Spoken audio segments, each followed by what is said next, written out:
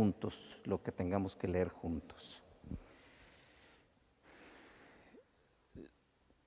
Saben ustedes bien que este mes la Iglesia lo dedica a las Sagradas Escrituras, es el mes de la Biblia.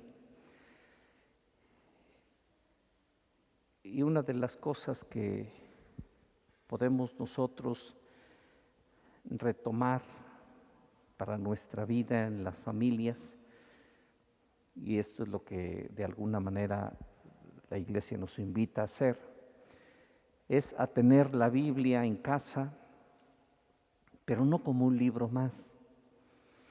Tenemos dos presencias reales y vivas. La presencia de nuestro Señor Jesucristo en el Santísimo Sacramento del altar, que todos ustedes pueden comulgar, comer el cuerpo de Cristo, la sangre de Cristo, y las Sagradas Escrituras.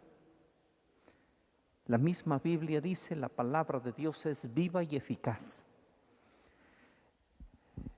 Podemos llevar la Sagrada Eucaristía a casa cuando hay un enfermo, pero tenerla en casa, pues no es posible. La traemos a nuestro cuerpo, pero nada más.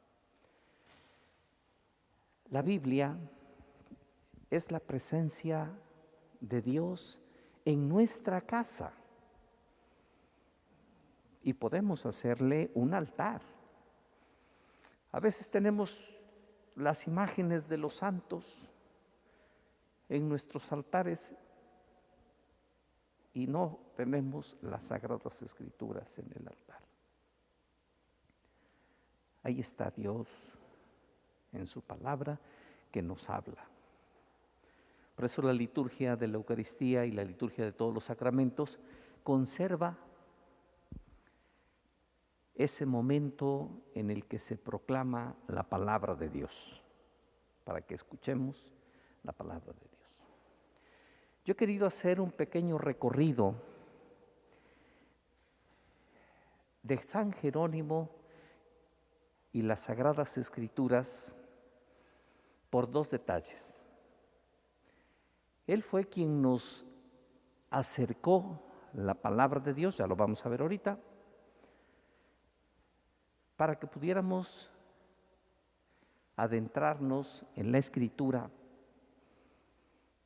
para que pudiéramos conocer de una manera más cercana a Dios. El otro detalle es el detalle de nuestro altar. Algunas personas me han preguntado, bueno, ¿qué quiere decir aquello? Está un poco raro. Lo único que entendemos es esto que está de este lado, que es Mateo, Marcos, Lucas y Juan. Hemos querido poner ahí los 4 evangelios mencionados para poder decir, los evangelios contienen la vida de Cristo. Pero vamos a adentrarnos ahora en este espacio y de esta manera nos vamos preparando. Yo lo andaba buscando, no lo había yo encontrado, pero ayer celebró un sacerdote en nuestra parroquia, el Padre Ochoa, no sé si lo conozcan. El Padre Ochoa celebró ayer 60 años de vida sacerdotal, nada menos. Y entonces por ahí alguien publicó sus bodas de diamante. Yo sabía que nada más había de oro y plata, pero ya ahora, pues imagínate, entonces nosotros vamos a celebrar nuestro jubileo de diamante, que serán los 60 años. Bueno, si alguien ya conoce esto, me la disculpa, pero quien no lo conozca, vamos a hacer un pequeño viaje y nos paramos aquí, en este lugar, en la ciudad, la pequeña ciudad de Belén. Estamos frente a la Basílica donde se venera el lugar donde nació nuestro Señor Jesucristo. Hay un dato muy curioso. Belén, la palabra Belén, significa la casa del pan. Y Jesucristo se ha querido quedar con nosotros en un trozo de pan para ser nuestro alimento. Entonces,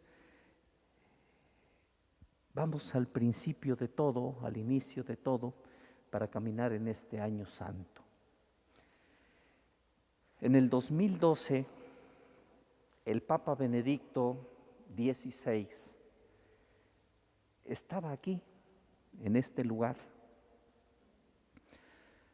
Voy a traer a la memoria algunas palabras de su homilía dentro de la basílica. Decía él: entrar en la Basílica de la Natividad, estar aquí en la plaza, esta plaza se llama la Plaza del Pesebre, estar en la Plaza del Pesebre es como estar en un mundo diferente, es como entrar en una dimensión diferente. Esta basílica la mandó a construir Justiniano en el 529. Ahorita que empecemos a ver algunas cosas más prácticas, van a ver que las fechas se retrasan. He dicho que vamos a empezar aquí, en una basílica construida en el 529, pero la historia a la que nos vamos a adentrar data de otros años atrás. Y cuando esto sucede, esta basílica como está ahora, porque así está el día de hoy, no estaba. Había otras cosas. Vamos un poquito más adelante. Miren, esta es la entrada a la Basílica de la Natividad. Este cuadrito está más o menos de esta altura, la entrada, no más alta, y cabe una persona a la vez, porque tiene esta dimensión de ancho. ¿Qué sucede? ¿Ven ustedes aquí como que hubo otra puerta? Y más acá, ¿ven ustedes que hubo una más? ¿Por qué se quedó esta puerta a esa altura? Fue una cuestión práctica. Solían llegar a la basílica los grandes señores, emperadores y califas a caballo. Y entraban hasta la basílica a caballo. Solución práctica para el tiempo. Aquí no pasa un caballo ni agachándose, y el caballo no se va a agachar para entrar. Entonces solucionaron el problema rápidamente. Pero ese pequeño portal, después de haber tenido una puerta de 5 metros de altura, ese pequeño portal, el Papa Benedicto tuvo la osadía, y por ahí entró él, tuvo la osadía de hacer una lectura espiritual. Dice el Papa Benedicto: quien quiere entrar al misterio de Jesús Esta puerta hoy se llama la puerta de la humildad. ¿Por qué se llama la puerta de la humildad? Porque hay que agacharse para entrar. Y un signo de humildad es hacer una reverencia, agacharse.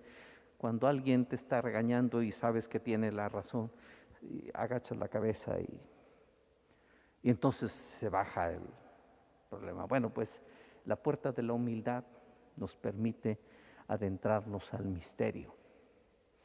Y quien desea entrar al lugar del nacimiento de Jesús tiene que inclinarse.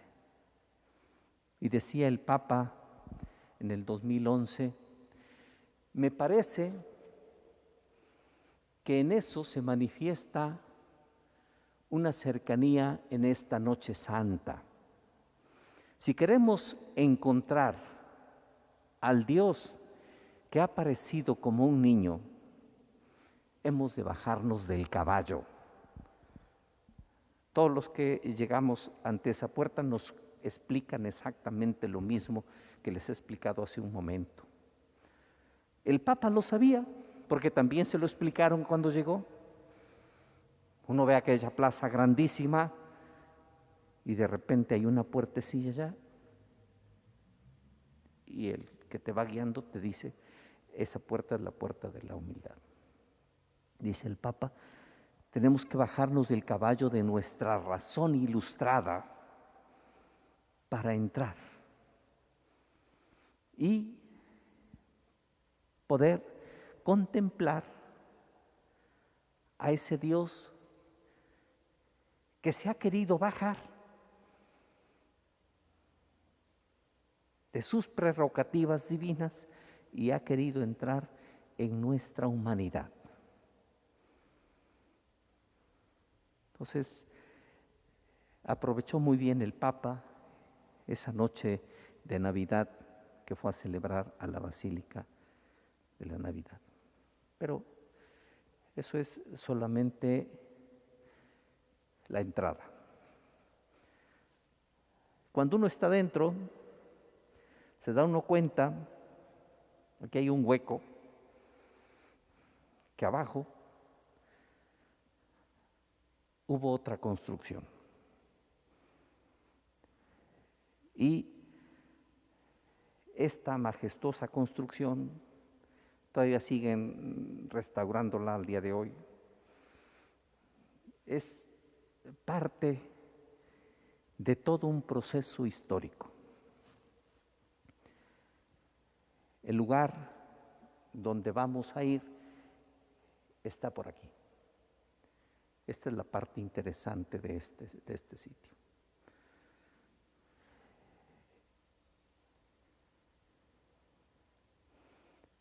Hay que bajar, otra vez. Fíjense, no se presenta de esa manera, nadie te lo dice, pero todo esto nos habla de la sencillez, de la humildad, de que hay que bajar, de que hay que, para poder encontrarnos con Jesús. Entonces, ahí donde les he dicho, en esta parte de la basílica, hay una pequeña entrada que da a estas escaleras. Y hemos llegado al lugar donde estaba el pesebre.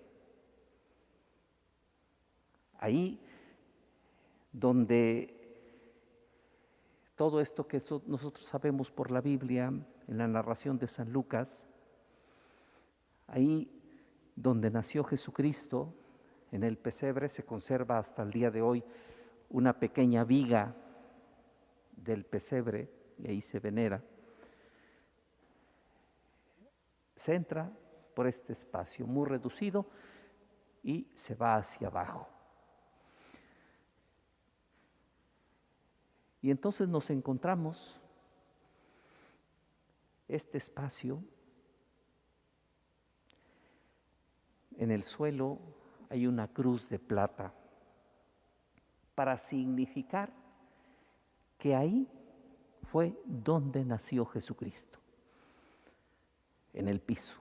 ahí está esto está rodeado de muchas lámparas, porque no es solamente un lugar de peregrinación para los cristianos, sino también van los judíos, van los coptos. El domingo se tienen en este lugar 3 misas seguidas antes de que puedan entrar los turistas. Y cada una de las religiones celebra su misa. Terminan las misas y entonces limpian y pueden entrar los turistas. Pero este es el sitio del nacimiento de Jesús. Pero también es el sitio donde se establece San Jerónimo. Ya nos encontramos con Jerónimo. Es el sitio donde se establece San Jerónimo para terminar la traducción de la Biblia. Ahí la termina. Elige irse a Belén y ahí va a terminar su traducción. Entonces, ahora nos vamos con San Jerónimo. A ver, me explico un poco más. Este espacio es donde está la estrella de plata. Ahí se venera el nacimiento de Jesús. Enfrente está la viga aquella que les comento del pesebre, y hacia acá hay una pequeña gruta donde leemos nosotros una inscripción. San Jerónimo, presbítero y doctor de la Iglesia. Esto es como aquello que hacen los adolescentes en las paredes de las escuelas. Aquí estuvo Petrita. Ven, pues aquí estuvo San Jerónimo. Esto fue un poco después. Hay por ahí también del otro lado, enfrente, 2 inscripciones más.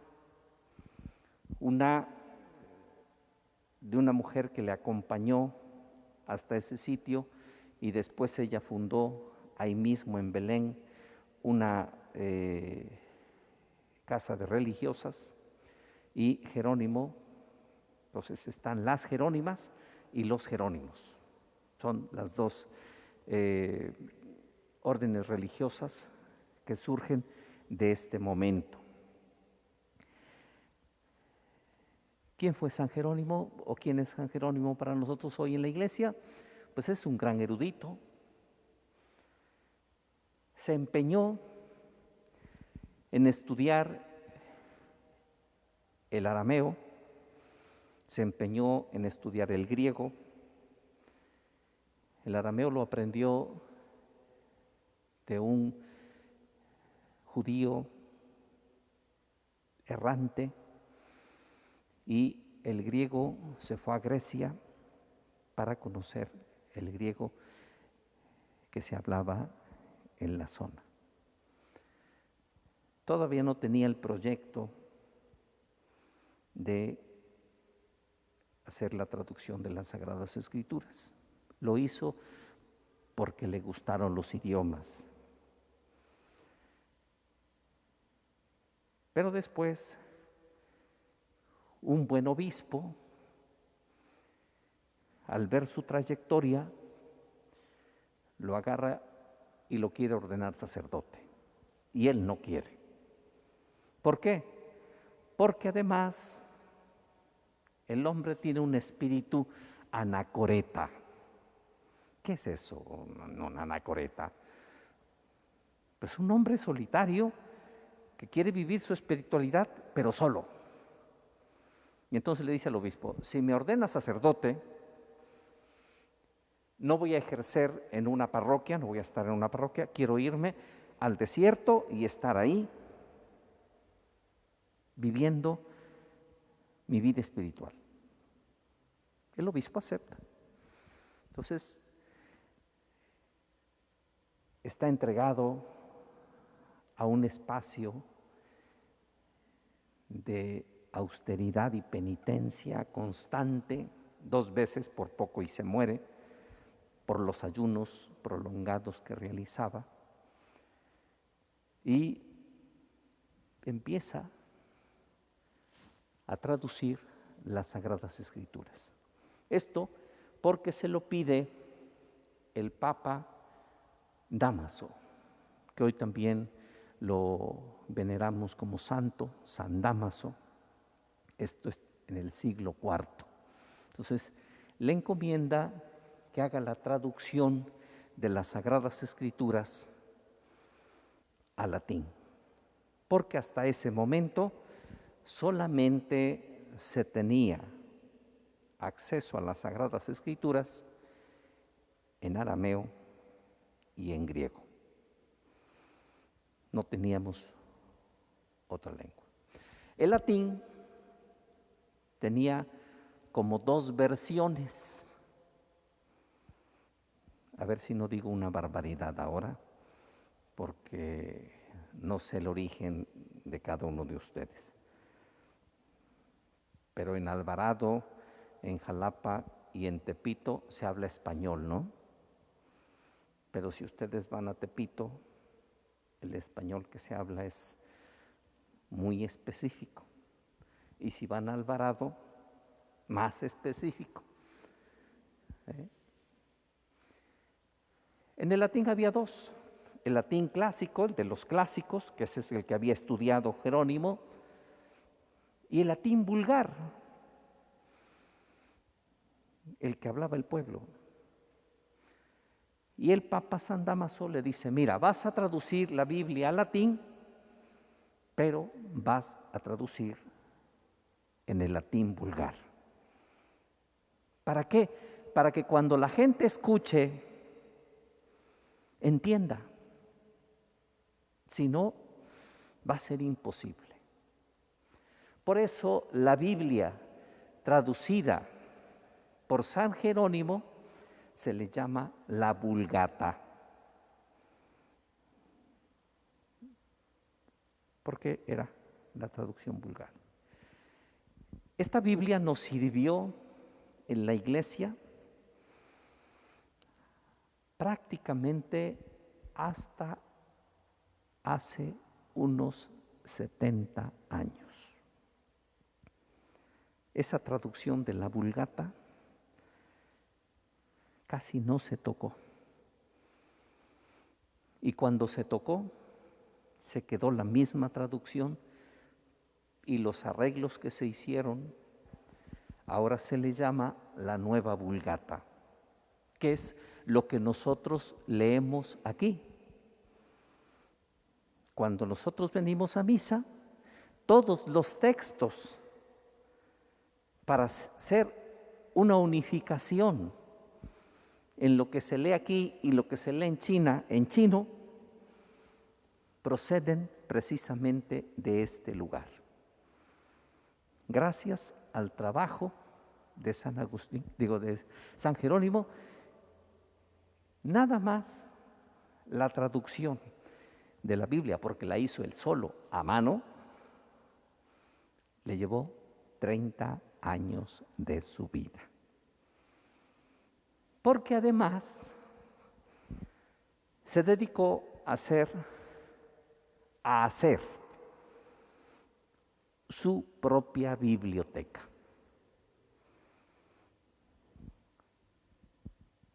Quien tiene 10 libros en su casa tiene su propia biblioteca. Y quien tiene 100 libros en su casa, pues también tiene su propia biblioteca. Pues nuestro santo Jerónimo hizo su propia biblioteca, pero la hizo a mano. Se iba a las bibliotecas sui generis de su tiempo y tenía que escribir los libros a mano. para tener sus propios libros. Entonces, la traducción de la Biblia lleva 30 años y en estos 30 años, además, transcribe algunos otros libros que le hacen falta. Los textos que utiliza en griego y en arameo los extrae de la biblioteca de Cesarea del Mar.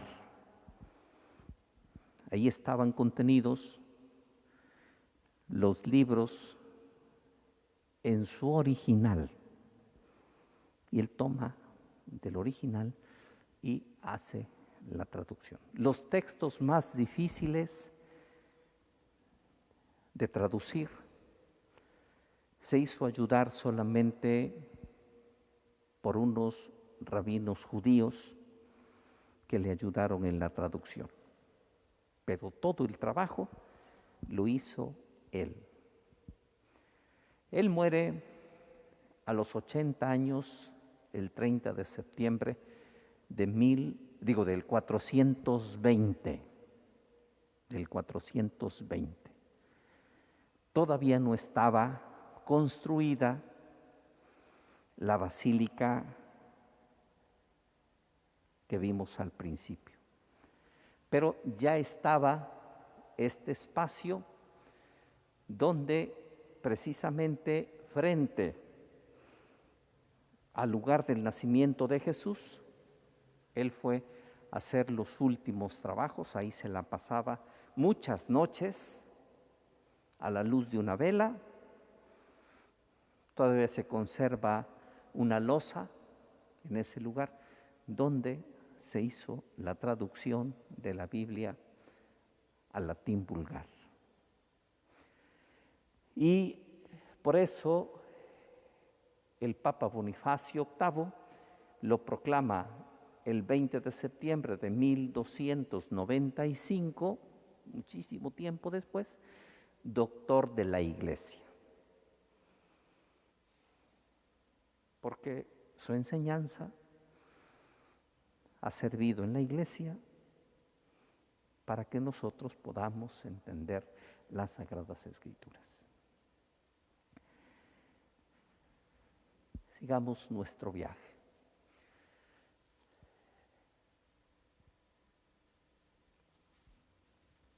Gracias a la tecnología, podemos nosotros tener hoy la oportunidad de escuchar la versión original del Padre Nuestro. A ver si se deja esta máquina. Vamos a ver si lo logramos. Sí. Bien. Vamos a escuchar ahora el Padre Nuestro cantado. Pero este Padre Nuestro cantado lo escuchó esa ocasión el Papa en la noche de la Navidad. El Papa conoce el arameo, sabe más o menos por dónde va el asunto, y entonces se conmovió hasta las lágrimas, porque estaba escuchando la traducción original del Padre Nuestro. Ahora este cacharro no quiere.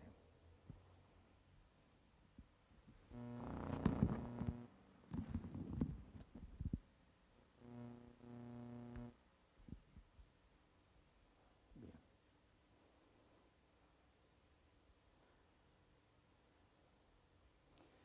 Les prometo no perderlo otra vez, porque tarda un poquillo. Esta es la escritura del Padre Nuestro en arameo, que es lo que tenemos nosotros en la esquina de arriba, de aquel lado de la cruz.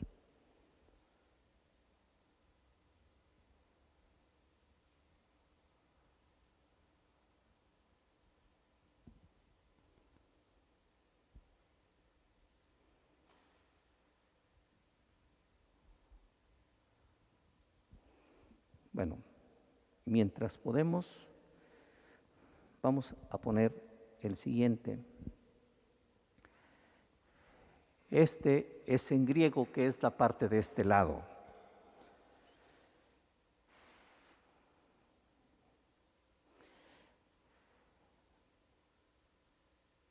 Voy a leer las primeras líneas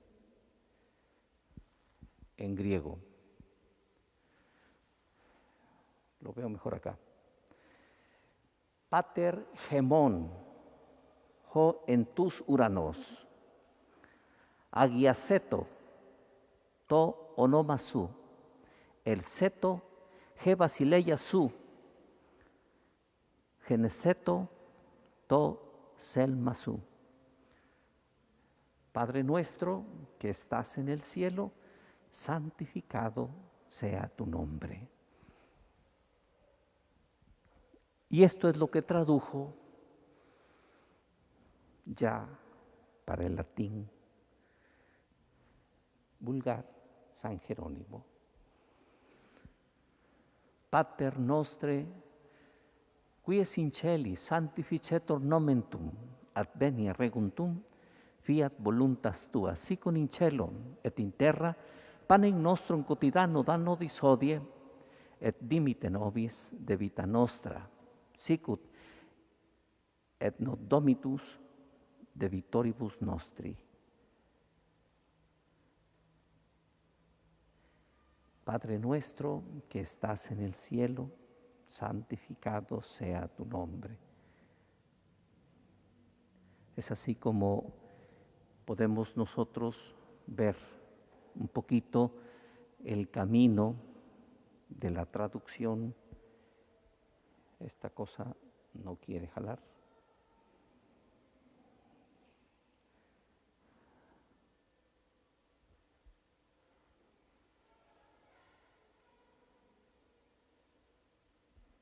Y si no, se los voy a dejar de tarea para que lo escuchen en alguna reproducción por ahí, porque no quiere entrar en el orden. Es así como nosotros tenemos la oportunidad hoy en día de escuchar la palabra de Dios en nuestra propia lengua. ¿Cuándo surge esto? El Concilio Vaticano II fue el último concilio que se realizó en la Iglesia. Hace una propuesta muy atinada. ¿Se acuerdan ustedes que se dice que la Iglesia es una, santa y católica? Son las características de la Iglesia. Pues la unidad de la Iglesia, los obispos decían, se va a dar en la medida en que usemos la misma lengua. Y en todo el mundo, la misa se celebraba en latín. No sé si a alguien le tocó la misa en latín, pero ¿qué entendía la gente? Nada. Me acuerdo en mi pueblo, había unas señoras de las que rezaban el rosario y en las letanías las querían hacer en latín y decían cada cosa inentendible. Y la gente contestaba ora pro nobis, que sería la respuesta. Pues ya, como el latín vulgar era vulgar, pues entonces esto lo hicieron más vulgar. Y entonces la gente contestaba, ora por nobis, que eso no tiene ninguna traducción. Bueno, pues así había muchos espacios en los que ni se hacía bien ni se entendía bien, porque la lectura no puede ser, según las reglas gramaticales del latín, no puede ser tal cual está. Hay que ir leyendo de acuerdo a las normas gramaticales. Y la gente leía tal cual estaba. Entonces aquello era un destrozo del latín. Bendito Dios que iluminó a los obispos y ahora lo hacemos